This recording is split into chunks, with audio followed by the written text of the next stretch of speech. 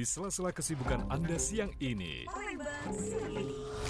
ragam acara akan menemani padatnya aktivitas Anda. Palembang siang ini. Palembang siang ini.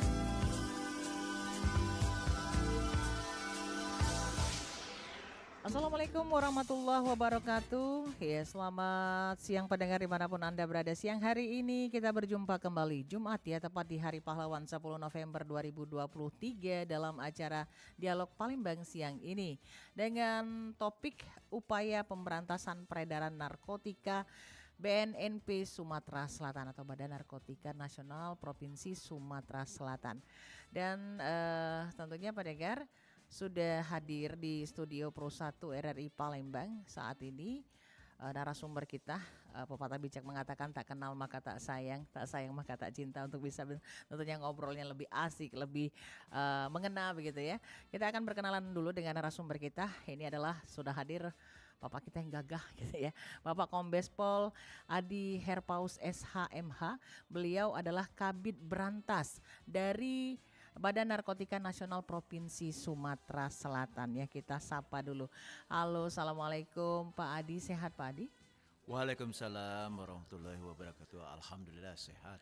Alhamdulillah sehat. Bisa silaturahmi, bisa ngobrol kita Pak di siang hari ini tentunya dalam Dialog Palembang siang ini. Nah, Dialog Palembang siang ini mengangkat sebuah topik tentang upaya pemberantasan peredaran narkoba ataupun narkotika yang dilakukan oleh BNNP Sumatera Selatan. Nah, ngomongin masalah tentunya topik kita di suasana siang hari ini. Kita pengen tanya dulu nih Pak. Sampai dengan saat ini, sampai dengan sekarang ini kita pengen tahu kira-kira berapa sih data kasus selama 1 tahun ini di 2023 ini Pak? Di 2023 ini kita sudah mengungkap 31 kasus. 31 kasus. Kalau kita bandingkan dengan tahun 2022 itu 30 kasus untuk saat ini. Nah ini kita juga sabu-sabu ini terutama ya, yang cukup besar ini hasilnya. Kalau tahun lalu itu 35 kilo, 252 kilogram ya. Sedangkan di tahun ini kita sudah berhasil mengungkap 174 kilo. Jadi berapa? 5 kali lipat. 5 kali lipat daripada yang sebelumnya, sebelum nyampe ke Desember. Kemudian ekstasi memang kita ada turun di sini. Kalau tahun lalu itu ada 50.000 butir, kalau sekarang hanya 242 butir. Kemudian ganja juga turun dari yang sebelumnya tahun 2022 itu 466 gram dan 1 hektar. Kita ungkap 1 kilo, bukan 1 kilo ya, 12 kilo. 12 kemarin kilo itu yang kita ungkap di Oku.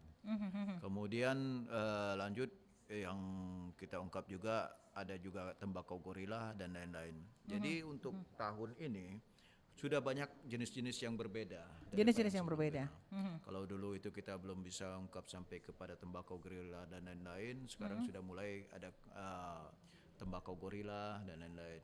Dan modusnya juga sudah sangat-sangat berbeda dengan Sudah yang sangat tahun berbeda. lalu. Ya, kalau yang dulu itu kita mungkin hanya mencegah di tengah jalan, Iya. tapi sekarang ini kita juga mendapatkan ada yang paket berbentuk paket ganja, ada yang berbentuk paket daripada tembakau gorila, ada yang kita tangkap juga kurir daripada narkoba dari melalui darat. Dan informasinya yang terakhir ini yang untuk 33 kilo itu ya bersama-sama dengan kawan-kawan dari BNN Pusat itu berasal dari laut. Oke, kalau untuk wilayah Sumatera Selatan, untuk wilayah Sumatera Selatan sendiri Pak, itu daerah yang kasusnya terbanyak di mana? Kalau untuk daerah penangkapan, itu memang penangkapannya itu adalah di daerah Banyuasin. Karena umumnya kita mengadakan penangkapan saja di situ. Tapi yang sesungguhnya itu ada daerah-daerah kawasan daripada narkotika di Sumatera Selatan ini yang sudah kita terpetakan secara ini, tapi tidak bisa kita sebutkan di sini karena terkait dengan privasi daripada masing-masing daerah. Itu. Oke, jadi lebih banyak di daerah Banyuasin ya Pak ya? Iya, Banyuasin. Banyuasin. Nah, data tentang peredaran narkobanya sendiri di Sumatera Selatan mungkin masing-masing per daerah berapa banyak nih Pak?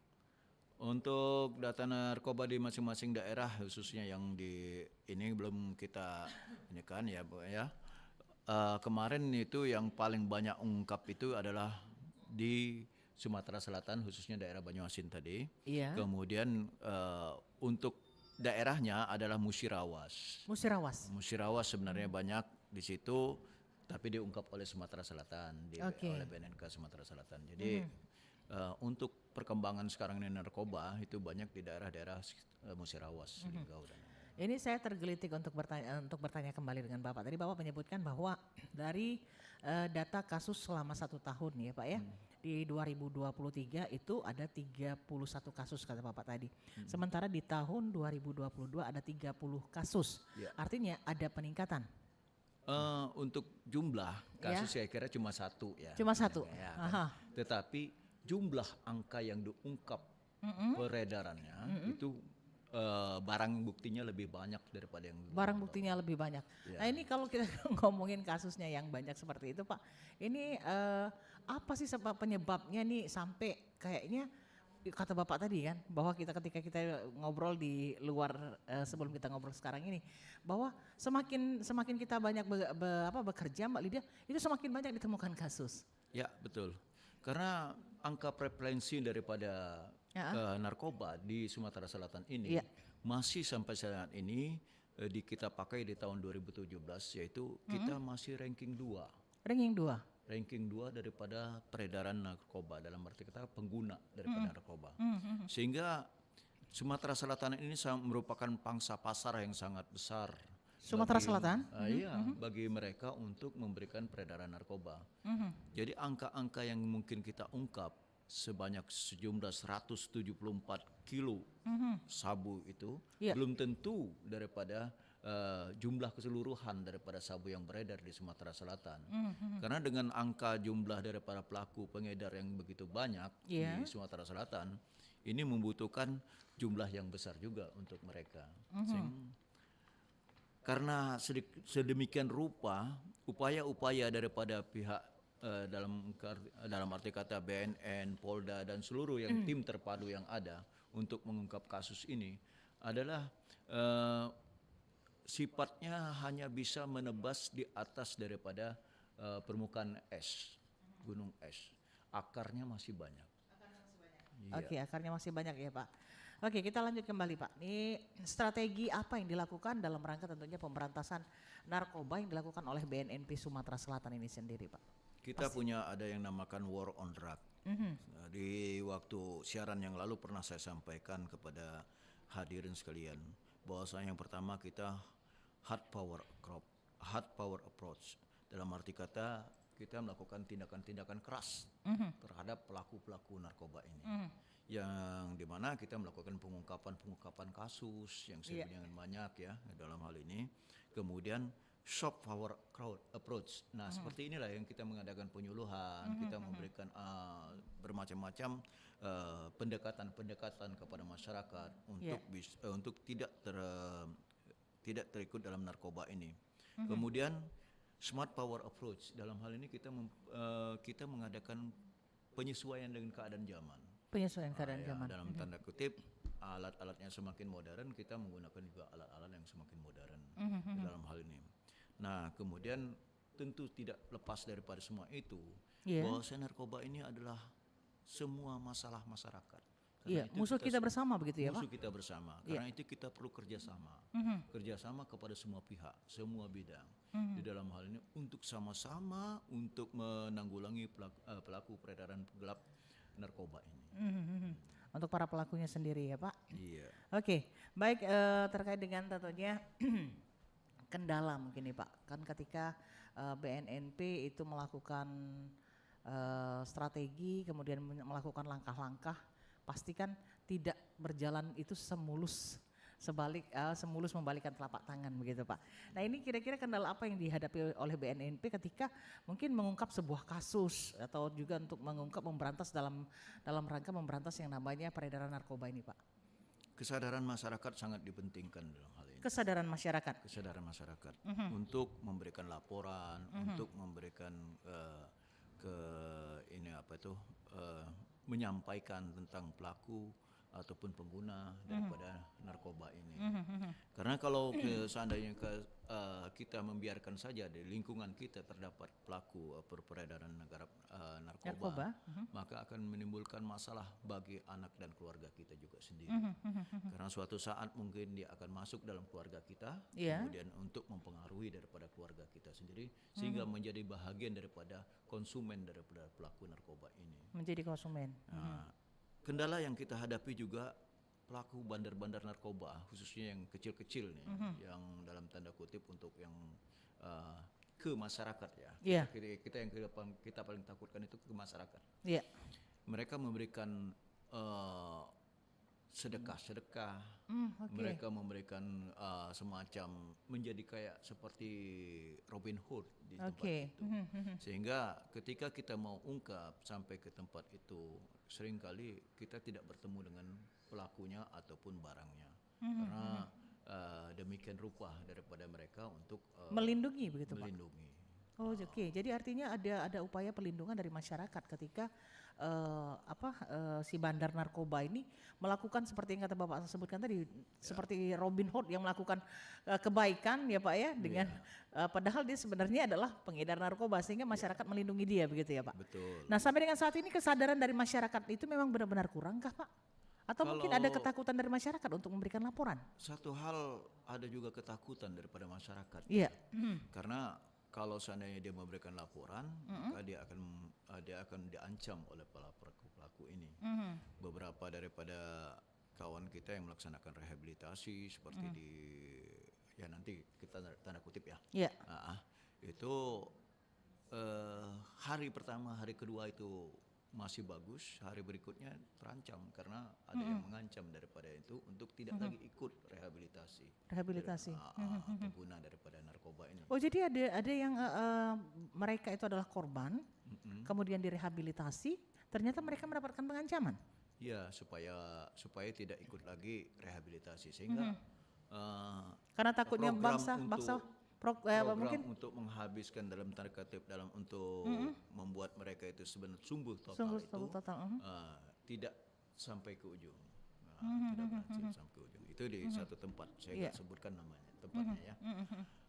Kemudian kendala yang lain juga dengan perkembangan zaman seperti ini, maka alat-alat itu semakin modern yang mereka pakai. Mereka menggunakan alat modern, kendaraannya juga sudah super bagus, canggih ya, super canggih. Sementara BNN sama ininya sendiri ya lumayan, kan gitu ya.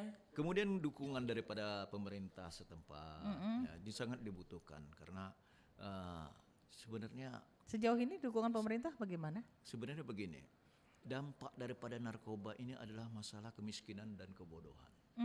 Bagaimana orang-orang itu semakin miskin, semakin bodoh dikarenakan narkoba itu. Rata-rata yang kami dapatkan daripada narkoba yang istilahnya itu bandar kecil ya, itu di tempat-tempat yang kaum tersingkirkan. Yang terpinggirkan begitu ya Pak? Terpinggirkan lah istilahnya. Nah karena itu perlu kepedulian secara bersama daripada masyarakat untuk menggerakkan kembali.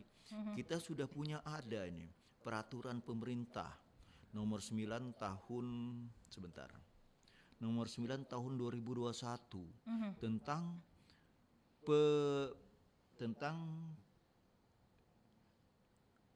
fasilitasi P4GN secara bersama Fasilitasi oleh Pemda, P4GN. oleh Pemda. Iya.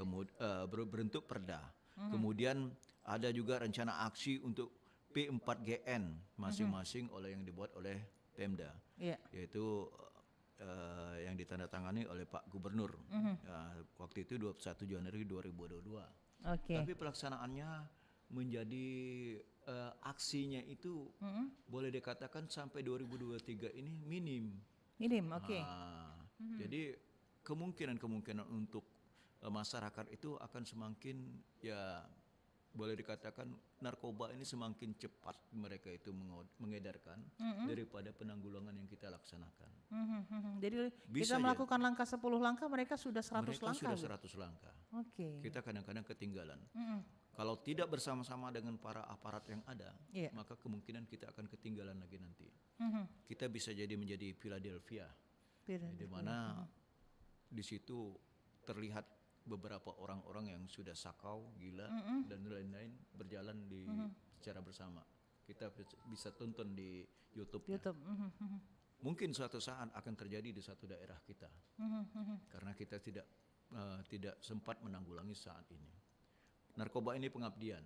Kalau memang kita bisa untuk melaksanakan dengan baik, mudah-mudahan upaya untuk mencerdaskan kehidupan bangsa itu akan semakin bagus. Demikian. Bapak, ini nampaknya ada pertanyaan dari pendengar kita ya, dari Bunda Adi ya, Bunda Adi yang ada di Banyu Asin. Assalamualaikum, pagi Mbak Lydia. Saya mau tanya dengan Bapak narasumber katanya terkait dengan bagaimana pengedaran sabu-sabu yang ada di Musi Banyu Asin ini Bapak. Terima kasih. Iya. Sebenarnya Banyu Asin itu bukan dalam arti kata sebagai tempat untuk peredaran, tetapi kami lebih banyak melakukan penangkapan di daerah Banyu Asin. Melakukan penangkapan di daerah Banyu Asin. Penangkapan di daerah Banyu Asin dalam tanda kutip untuk kurir-kurir daripada sabu ini. Kurir sabu yang pernah kita tangkap di daerah Betung Banyu Asin itu ya yang 115 kg. Yang di Betung juga kita tangkap 20 kg. Karena memang situasi di sana itu memang cocok untuk penghadangan daripada pelaku ini jalan darat. Kemudian terakhir kita tangkap di Sungsang, yang berasal dari Sungsang, yaitu yang kita tangkap di depan asrama haji transaksinya. Kemudian di 10 kilo kita dapat yang di asrama haji dengan 2 pelaku, yang 11 kilo berapa itu? 22 ya. 22 kilo itu di 11 ilir ya, 11 ilir. 11 ilir di situ ditinggalkan oleh pelakunya. Nah, jadi itu barang buktinya dapat, pelakunya nggak ketangkep atau seperti apa nih Pak? Barang bukti dapat, pelakunya hanya dapat 2. Pelakunya dari berapa pelaku nih Pak? Dari 3 pelaku. Dari 3 pelaku, 2 yang didapat ya. Yang didapat. Jadi kita telusuri asalnya di mana? Ya mungkin dari Sungsang. Mohon maaf bukan Banyu Asin ya. Ya, dari situ mungkin kita perlu sadari untuk mengadakan penyuluhan, mengadakan kegiatan-kegiatan lagi di daerah-daerah yang dalam arti kata tidak tersentuh daripada tokoh masyarakat dan lain-lain. Nah tadi kan Bapak sempat menyinggung bahwa ketika seorang pengedar narkoba itu begitu Pak menjadi seorang Robin Hood di dalam satu daerah, di mana ketika uang mungkin dari peredaran narkoba yang sudah dia lakukan itu beliau kalau kata orang tuh beramal gitu ya Pak ya, dengan masyarakat yang ada di sekitar, sehingga masyarakat yang ada di sekitar itu memberikan perlindungan kepada mereka. Ini upaya apa yang dilakukan oleh BNNP sendiri ketika berhadapan dengan hal tersebut Pak? Kita sudah memetakan daripada pelaksanaan itu, ya kita akan adakan kegiatan-kegiatan yang lebih intensif lagi, karena memang bandar itu selalu pandai untuk menghindari. Salah satu diantaranya dengan memasang orang-orang yang dibayar itu tadi untuk melihat sebelum sampai kepada rumahnya ataupun tempat daripada dia mengedarnya. Kita mau menangkap tapi kalau nggak ada barang bukti ya sama saja. Sama saja bohong, Ya, iya. bohong. Karena upaya daripada pengungkapan daripada kasus narkoba itu juga terkait dengan penegakan hukumnya. Penegakan hukumnya. Baik pendengar, silakan saja kalau Anda ingin bertanya langsung dengan narasumber kita di nomor telepon 0711 369977 ya. Untuk kesempatan siang hari ini dalam dialog Palembang siang ini, upaya pemberantasan peredaran narkotika BNNP Sumatera Selatan bersama Bapak Kombes Pol Adi Herpaus SH.MH. Kita berlanjut kembali tentunya, silakan saja bisa juga melalui WhatsApp Pro 1 RR Palembang ya. Kita lanjut kembali nih Pak, ke ngomongin masalah kasus tentunya peredaran narkoba ini tadi dan juga tentunya penanganan yang dilakukan oleh BNNP sendiri. Kenapa kenapa semakin banyak kasus tetapi semakin banyak yang ditangani kasusnya tapi semakin banyak juga kasus yang ada begitu Pak?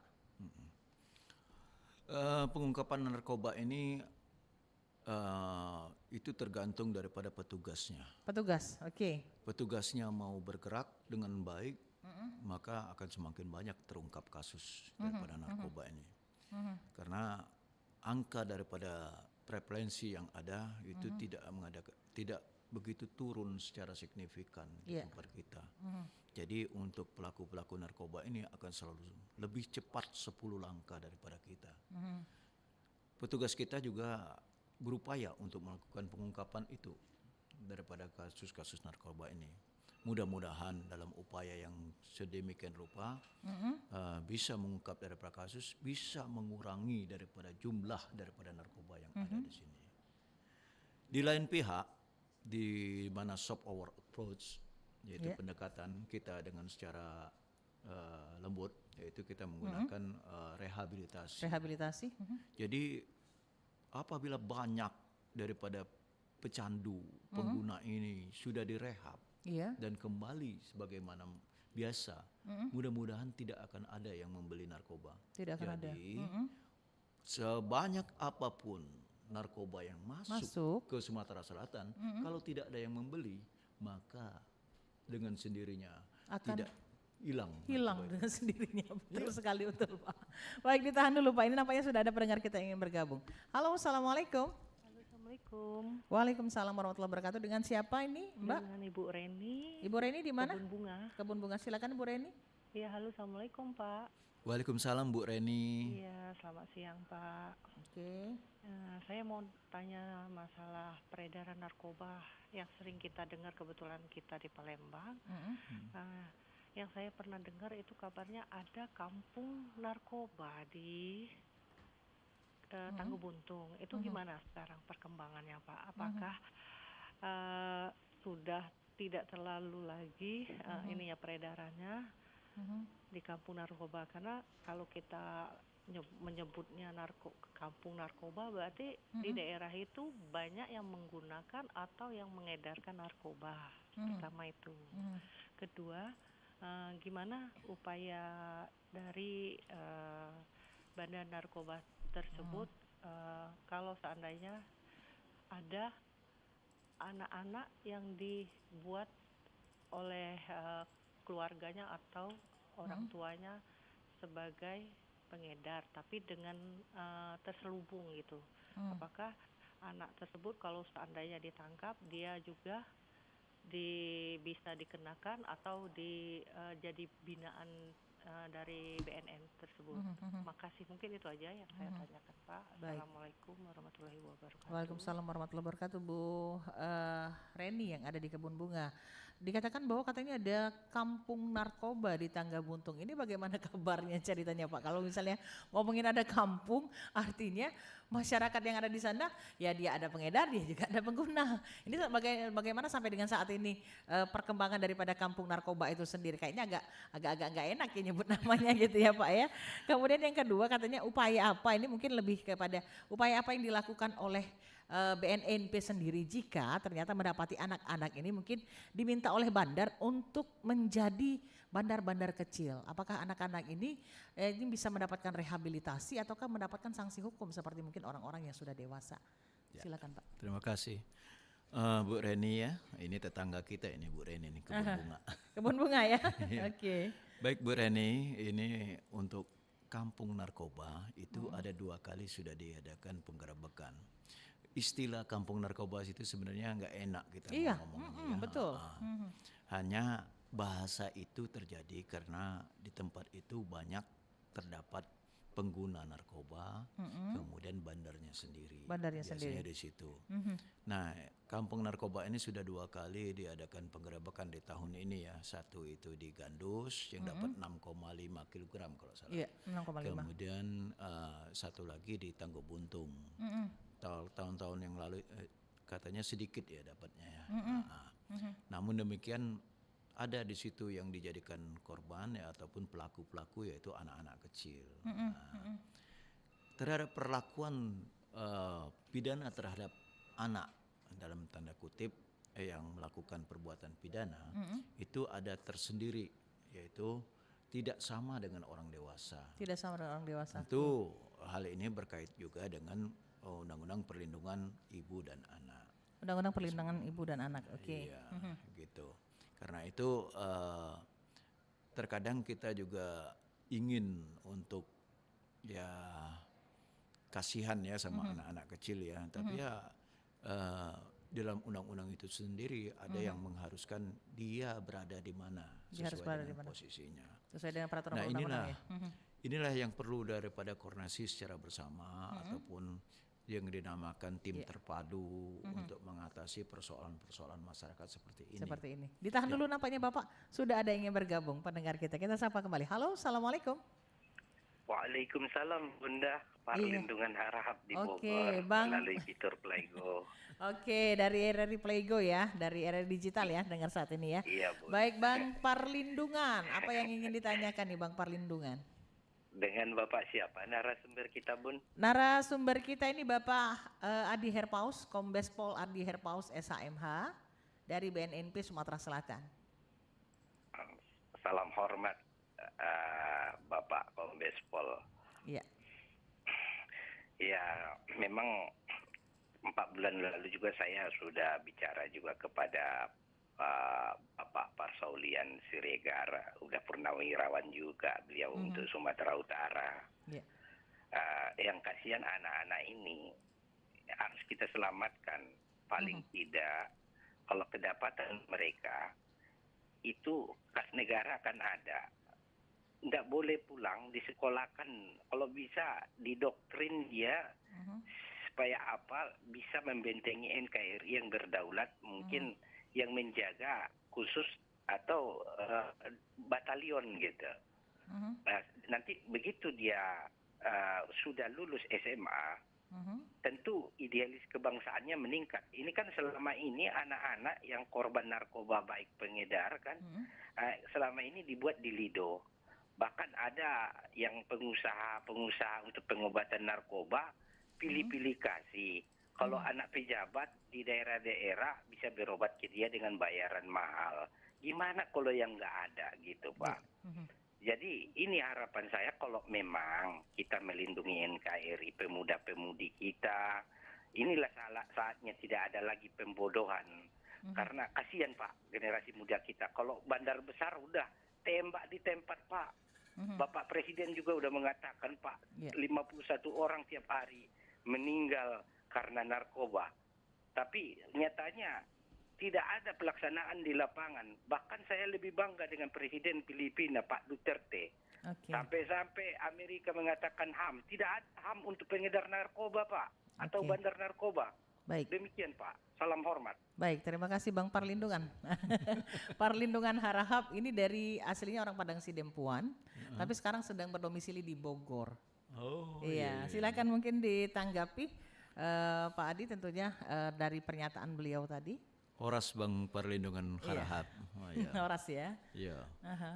Dulu kita pernah juga di Padang Sidempuan. Iya, Padang Sidempuan tugas di sana ya. Iya, tugas di sana. Iya. Jadi Pak Perlindungan HAM, benar kata ada Pak Marsauli Siregar juga sudah pernah menyampaikan hal itu. Yeah.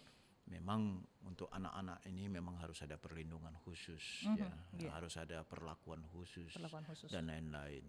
Nah ini tidak bisa seperti kita dalam tugas hal ini polisi itu punya pekerjaannya penegakan hukum. Oke. Nah, tentu yang ada punya pekerjaan daripada anak-anak, perlindungan anak, dinas sosial dan lain-lain. KPAI ya. Karena itu seluruh daripada pelaksanaan kegiatan itu harus secara komponennya bersama-sama.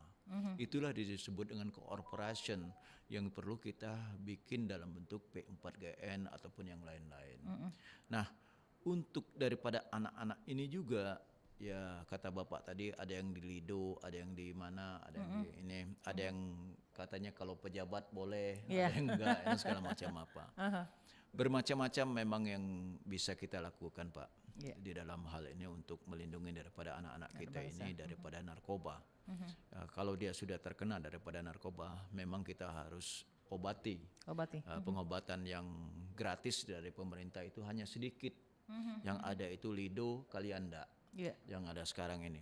Sisanya itu ada IPWL ataupun lembaga-lembaga rehabilitasi swasta. Jumlahnya ya memang harus bayar. Tapi dalam bayar itu mungkin ya karena terkait dengan petugas-petugasnya. Ya kita harus bisa mendorong daripada sisa yang ada itu untuk masuk kepada IPWL yang ada. Jadi artinya tidak tercover semua begitu ya Pak ya? Tidak tercover semua, nggak akan mungkin tercover Pak. Udah ada usaha-usaha. Contoh kalau di Sumatera Selatan ada namanya Ar-Rahman. Itu lumayan banyak daripada yang ikut di sana. Hanya kita tidak bisa sampaikan berapa orang yang sudah ikut dalam perlindungan daripada kegiatan itu. Nah, anak-anak kita adalah masa depan bangsa. Kalau dia bisa untuk maju, cerdas dan lain-lain, kita akan bangga pada suatu saat nanti. Oke, baik. Nampaknya sudah ada yang ingin bergabung kembali. Kita sapa kembali siapakah gerangan yang ingin bergabung. Halo, Assalamualaikum. Assalamualaikum Mbak Alia. Waalaikumsalam warahmatullahi wabarakatuh. Pak Azhari ya? Ya, silakan Pak Azhari mungkin ingin bertanya. Assalamualaikum Pak. Waalaikumsalam warahmatullahi wabarakatuh. Pak Azhari silakan. Ini Pak, saya mau tanyakan, adakah obat untuk narkoba Pak? Adakah obat yang bisa diberikan untuk tentunya pecandu narkoba itu begitu? Iya. Kan di daerah sekali ini pecandu semua adanya. Oke, di daerah Sekayu banyak pecandu? Iya kan. Oke. Baik, bisa ditangkap. Ya, Assalamualaikum. Baik, waalaikumsalam warahmatullahi wabarakatuh. Terima kasih untuk Pak Azhari. Nah ini kalau untuk pecandu ini kira-kira ada obatnya nggak nih? Itu pertanyaan dari Pak Azhari nih Pak, silakan. Baik, Pak Azhari, ini saya senang sekali dengan pertanyaan itu. Karena saya mengikuti hanya di BNN ini yang agak berbeda dengan di Polda ya. Berbedanya itu karena di situ ada yang dinamakan rehabilitasi. Di mana di situ pecandu-pecandu pengguna daripada narkoba itu dilakukan semacam rehabilitasi untuk kembali menjadi semula.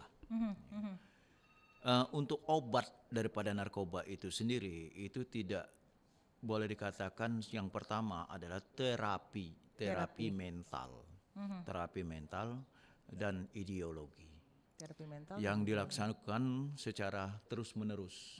Karena itu di rehabilitasi itu sendiri ada yang dinamakan tenaga kesehatan yang akan melihat dari ataupun kesehatan yang bersangkutan secara terus-menerus dimonitor sampai dengan dia tidak lagi ada pengaruh narkobanya. Yang kedua yaitu dari kawan-kawan psikologi itu sendiri.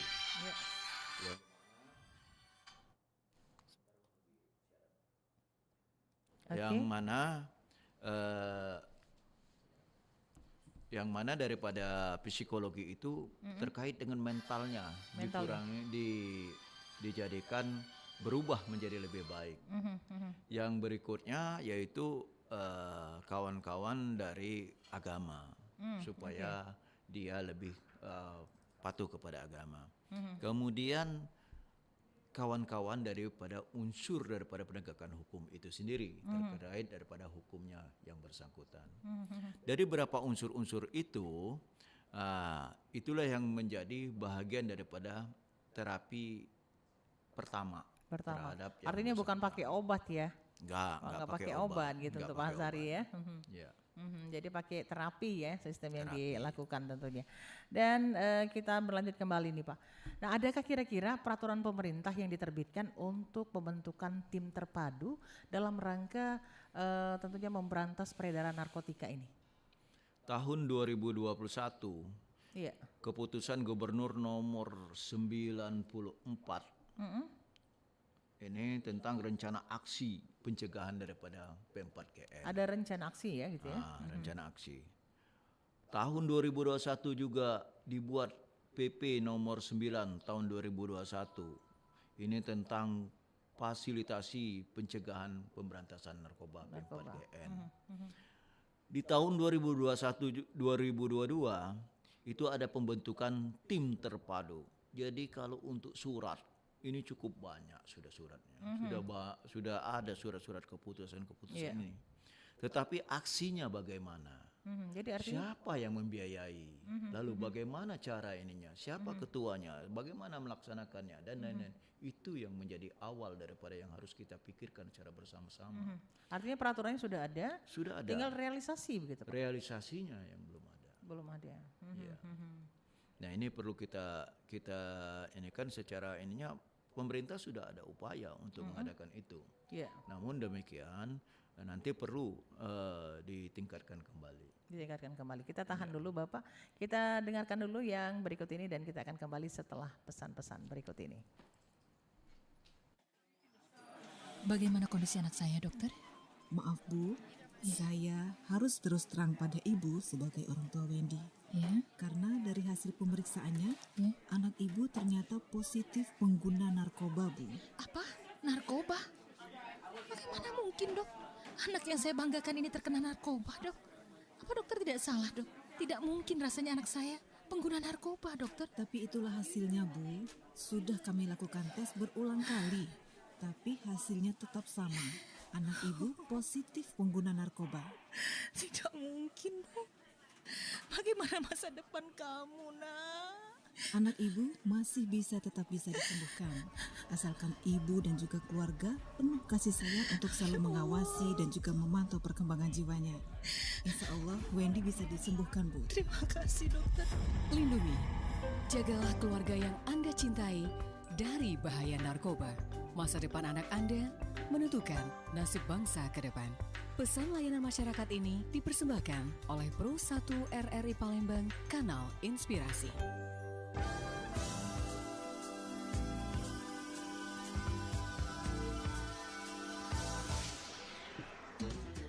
Oke pendengar 92,4 MHz Pro 1 RRI Palembang, Kanal Informasi dan Inspirasi masih ngobrol bareng Bapak Kombes Pol Adi Herpaus SHMH, Kabid Berantas dari BNNP Sumatera Selatan ya, ini berantas narkoba begitu ya Pak ya. Dan dialog kita hari ini di Palembang siang ini adalah upaya pemberantasan peredaran narkotika bersama BNNP Sumatera Selatan. Lanjut kembali Bapak, ini tadi kita ngomongin sempat kalau anak juga itu harus mau tidak mau menjalankan bukan cuma sekedar apa tadi Pak kalau untuk ini di terapi. Iya di terapi begitu ya. Iya. Nah itu bisa nggak kalau anak juga terkena pidana kah Pak? Kalau misalnya seandainya dia ternyata menjadi pengedar bukan cuma sekedar pengguna, anak di bawah umur misalnya seperti itu Pak. Anak di bawah umur itu diatur dengan peraturan tersendiri tentang perlindungan anak. Tentang perlindungan anak. Jadi bisa juga dia terkena pidana bisa, tetapi kadarnya agak berbeda dengan yang dewasa. Kadarnya agak berbeda dengan yang dewasa. Nah Pak ini kalau ngomongin masalah peredaran narkoba, sempat pernah dulu ada kasus ya, macam-macam kasus nih. Tadi kita bahas di luar kasus-kasus yang pernah ditanganin oleh BNNP ini, apa saja Pak kasus-kasus besar yang pernah ditangani oleh BNNP tentang bagaimana cara pemberantasan narkoba ini sendiri Pak? BNNP Sumsel itu pada umumnya kita mengungkap jaringan narkoba. Jaringan? Jaringan, karena itu paling besar kita ungkap itu adalah pelaku-pelaku yang sebagai kurir besar narkoba. Kurir besar narkoba. Kurir besar itu seperti pada tanggal 24 Januari ketika itu saya mulai dilantik itu terungkap kasus yaitu 115 kg narkoba sabu. Itu berjalan melalui Banyuasin di Simpang itu. Kemudian berikutnya yaitu 20 kg daripada sabu seperti yang saya sampaikan tadi, itu sama di tempat yang sama. Karena kita mengikuti pelaku-pelaku narkoba ini kapan saatnya dia akan mengadakan atau mengedarkan narkobanya itu. Kemudian yang berikutnya di depan daripada asrama haji ya, bukan dalam arti kata di asrama hajinya di depannya gitu ya Pak ya. Depan asrama haji mereka mengadakan kegiatan itu, yang satunya transaksi begitu Pak. Transaksi ya, dalam tanda kutip, yang dua dapat dengan satu mobil 10 kilo, yang satu lagi kita nggak tahu satu apa dua ya di dalam mobil itu. Jelas mobilnya ditinggal dengan jumlah 22 kilo yang ada di 11 ilir sabu. Pada umumnya pada saat-saat ini yang sedang marak di Sumatera Selatan ini sabu, karena kadang-kadang digunakan bahasa mereka ya, apakah benar atau enggak itu dijadikan obat penguat, bahasanya seperti itu. Sehingga kalau seandainya orang biasanya tidur malam itu jam 10, jam 11 itu sudah bisa tidur, dia kalau pakai sabu itu mungkin bisa jadi 2 hari tidak tidur nggak apa-apa. Mungkin itu yang menjadi juga media promosi mereka ya Pak? Ya itulah yang menjadi badan media promosi mereka. Tetapi dampak pada badan ya setelah itu ya banyak. Pernah saya mengikuti bertanya sama pelaku daripada pengedar narkoba ini yang merupakan kurir narkoba.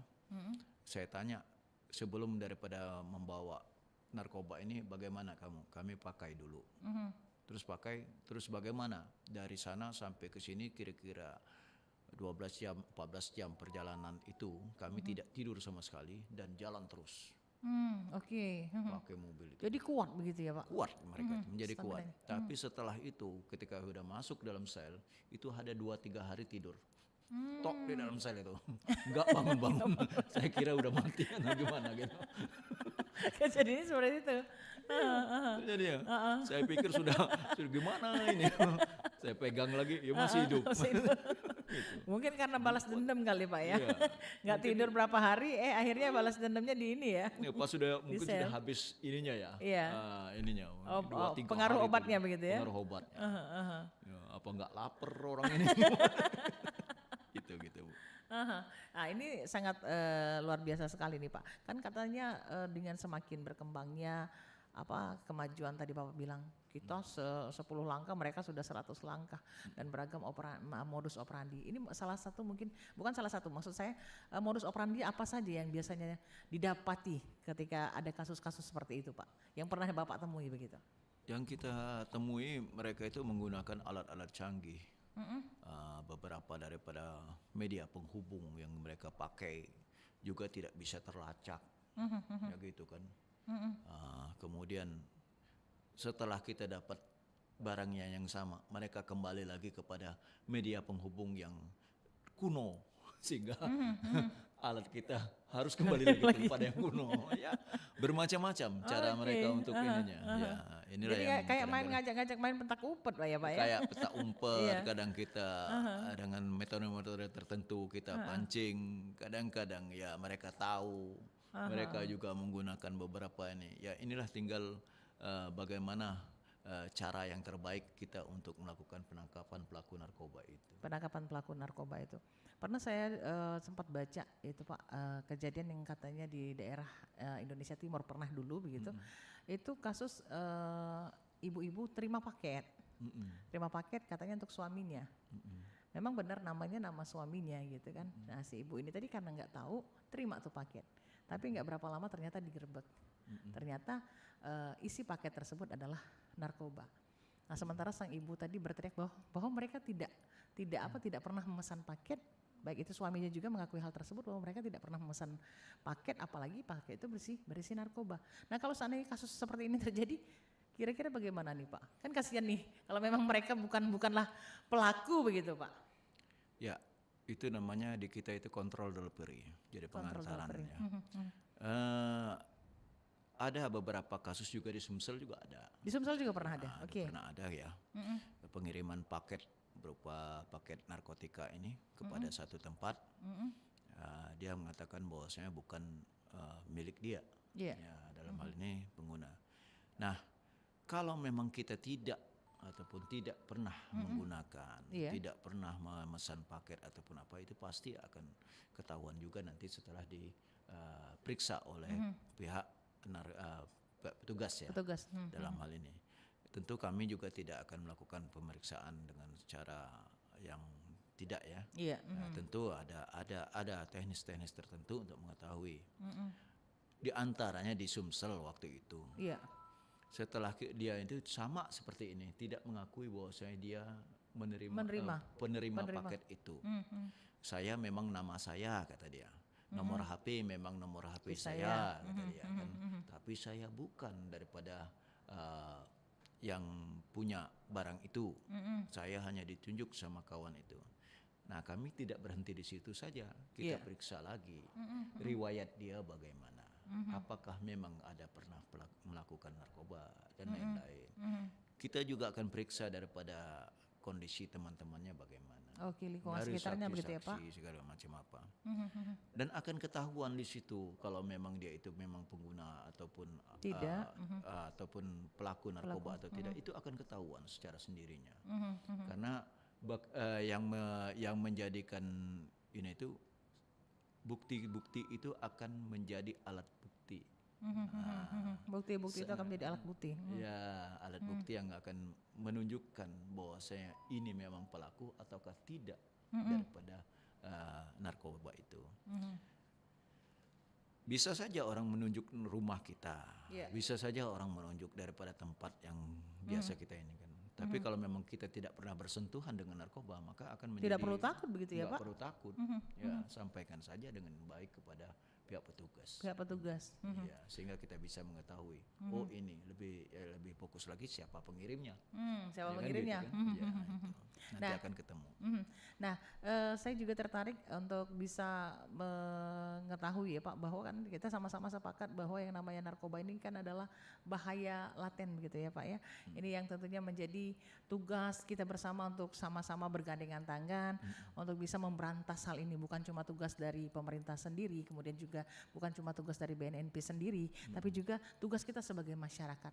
Nah, kalau kita masyarakat pengen menjadi bagian dalam tentunya pemberantasan narkoba ini sendiri, ingin memberikan laporan, tetapi ada ketakutan begitu Pak. Apakah ada perlindungan hukum untuk masyarakat yang seperti ini yang akan memberikan laporan begitu Pak? Kita selalu mempunyai tempat yang akan selalu melindungi daripada yang mau memberikan laporan itu. Ya, teknis daripada memberikan laporan tentang adanya ini ya sebagusnya menghubungi pihak-pihak yang ada di BNN, pihak-pihak polisi setempat. Jangan takut-takut untuk melaporkan tentang narkoba. Karena kalau kita takut-takut sama saja dengan kita melindungi kawan-kawan dari pelaku narkoba itu. Silakan saja datang ke BNN. Kami akan tahu apakah ini memang pelapor ini memang melaporkan tentang kebenaran kejadian ataukah itu hanya yang praduga saja. Jadi artinya tidak perlu takut kita untuk memberikan laporan, akan ada perlindungan. Perlindungan seperti apa yang diberikan tentunya dari BNNP sendiri terhadap orang yang mungkin ingin memberikan laporan? Karena kalau narkoba ini kan Pak, maaf jatuhnya apa ya?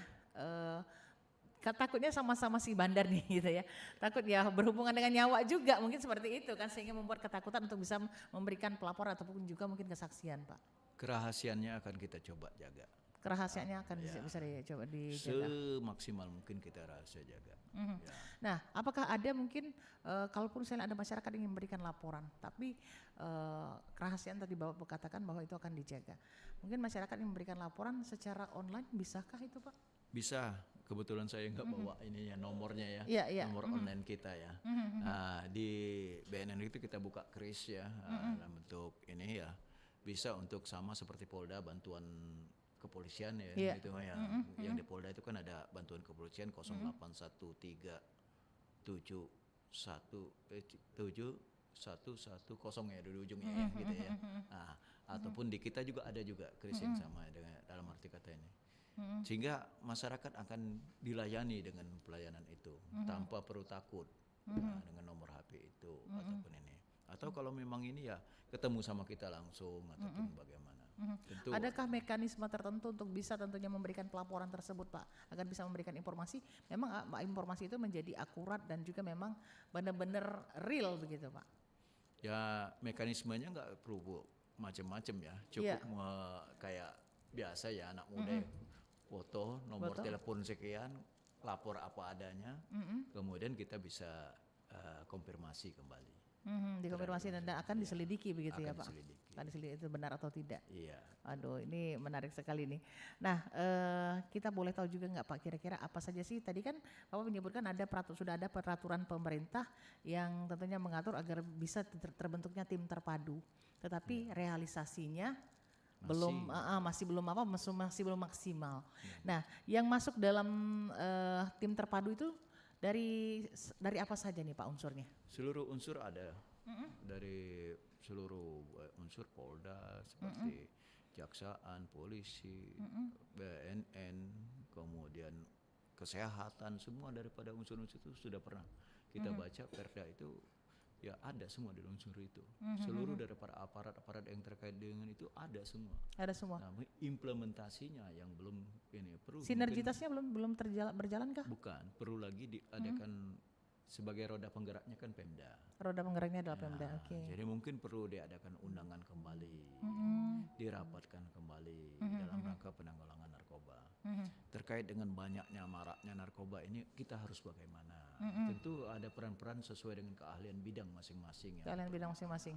Yang akan melaksanakan kegiatan peran itu. Gitu. Ada informasi yang saya dapat katanya Sumatera Selatan itu menduduki peringkat kedua nasional ya Pak? Betul, prevalensinya mengatakan tingkat kedua nasional. Wah ini adalah sebuah kabar yang bukan kabar baik ya Pak, ini merupakan kabar buruk. Itu tahun 2019. 2019. Tentang prevalensi itu, yaitu nomor 2. Nomor 2 secara nasional. Tapi setelah katanya Sumatera Utara kalau nggak salah. Setelah Sumatera Utara. Tapi tidak tahu nanti setelah diadakan kemarin sudah turun lagi prevalensinya entah nomor berapa, nomor 5 atau nomor berapa, kita sudah agak turun. Artinya ada penurunan ya Pak? Ada penurunan. Dalam upaya-upaya itu kita perlu menurunkan lagi sampai dengan habis. Sampai dengan kalau bisa 0 gitu. Kalau ya, bisa Pak? 0. Kalau bisa 0. Kita nggak ada lagi pelaku narkoba di sini. Tidak ada lagi pelaku narkoba. Baik Bapak, ini nampaknya kita sudah hampir ada di penghujung kebersamaan untuk kesempatan di suasana siang hari ini dalam dialog Palembang siang ini dengan topik kita yaitu adalah upaya pemberantasan peredaran narkotika BNNP Sumatera Selatan. Nah mungkin sebelum mengakhiri kebersamaan sebagai closing statement, apa yang menjadi pesan dan juga harapan Bapak sendiri terhadap tentunya generasi penerus, kemudian juga terhadap masyarakat agar tentunya ini bisa diberantas sama-sama nih Pak? Ya, untuk masyarakat secara keseluruhan, mari kita perangi narkoba ini. Yang pertama, kita lindungi diri kita sendiri dahulu. Baru kemudian keluarga kita, lingkungan di sekitar kita, masyarakat di sekitar kita untuk tidak terlibat dalam narkoba. Rekan-rekan sekalian, bahaya narkoba ini adalah menjadikan kita menjadi bodoh dan miskin. Kemudian orang lain memang senang untuk memberikan ataupun mengedarkan narkoba di Sumatera Selatan ataupun di daerah kita. Kenapa? Karena kita merupakan bangsa yang besar. Salah satu cara untuk menghindari bangsa yang besar, pelaku, pengguna ataupun pengguna daripada narkoba ini segera dilaksanakan rehabilitasi. Kemudian dengan rehabilitasi itu diharapkan sebesar apapun narkoba yang masuk di Sumatera Selatan, maka dia tidak bisa mempengaruhi daripada Sumatera Selatan. Dia tidak akan bisa mempengaruhi Sumatera Selatan. Iya. Gitu pesannya ya Pak. Baik, saya punya pantun nih Pak untuk tentunya. Iya, seperti yang saya janjikan gitu ya. Oke, ini pantun terkait dengan tentunya jangan coba-coba deh gunakan narkoba ya. Saat masuk musim pancaroba, sedia payung agar tidak kehujanan. Jangan pernah coba-coba untuk menggunakan narkoba jika tak ingin hidup Anda berantakan. Tepuk tangan dong Pak ya. Baik tidak terasa akhirnya tuntas sudah kebersamaan kita di siang hari ini dalam dialog Palembang siang ini bersama BNNP Sumatera Selatan bersama Bapak Kombes Pol Adi Herpaus SHMH. Semoga saja perbincangan kita ini bisa mencerahkan dan juga memotivasi masyarakat untuk bisa menjadi bagian di dalam tentunya pemberantasan narkoba karena narkoba adalah musuh kita bersama. Betul begitu ya Pak? Ya. Setuju ya? Setuju. Baik, pepatah bijak mengatakan tak ada gading yang tak retak, tak ada manusia yang tanpa kesalahan. Jikalau pedang lukai tubuh, pastikan ada harapan sembuh. Namun jikalau lidah lukai hati, kemana kegerangan obat hendak dicari. Kita akhiri dengan ucapan, wassalamualaikum warahmatullahi wabarakatuh. Waalaikumsalam warahmatullahi wabarakatuh.